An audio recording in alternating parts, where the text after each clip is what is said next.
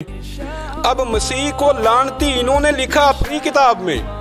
मैं चैलेंज से कहता हूं कोई मुसलमान वो तसव्वुर भी नहीं कर सकता कि किसी नबी के बारे में ये सोचे कि कोई नबी लानती हो सकता है। इतनी बड़ी जुर्रत और इतनी बड़ी जसारत कि इस किताब में उन्हें लानती कहा जाता है।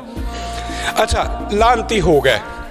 अब सवाल पैदा होता है कि लानत हटी उनसे या नहीं हटी।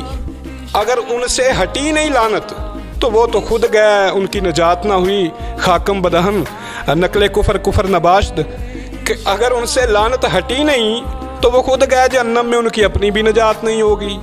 अगर उनसे लानत हटी तो उसका हवाला दिया जाए कि लानत उनसे दूर कब हुई, तो वो लानत से पाक कब हुए और लानत से पाक होने का तरीका क्या है।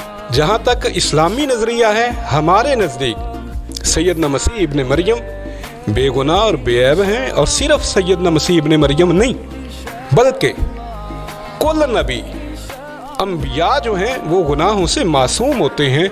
अगर ये म्यार इस बाइबल को मैंने देखा, जब बाइबल को मैंने देखा ना, म्यार इसको बनाया, अगर ये बाइबल म्यार है, अगर बेंचमार्क ये बाइबल है, तो मेरा चैलेंज है कि माँ ने वो बच्चा नहीं जाना जो इस बाइबल में से यीशु मसीह को बेगुनाह बेऐब साबित कर। तो मेरा चैलेंज है कि माँ ने वो बच्चा नहीं जाना जो इस बाइबल में से यीशु मसीह को बेगुनाह बेऐब साबित कर। तो मेरा चैलेंज है कि माँ ने वो बच्चा नहीं जाना जो इस बाइबल में से यीशु मसीह को बेगुनाह बेऐब साबित कर।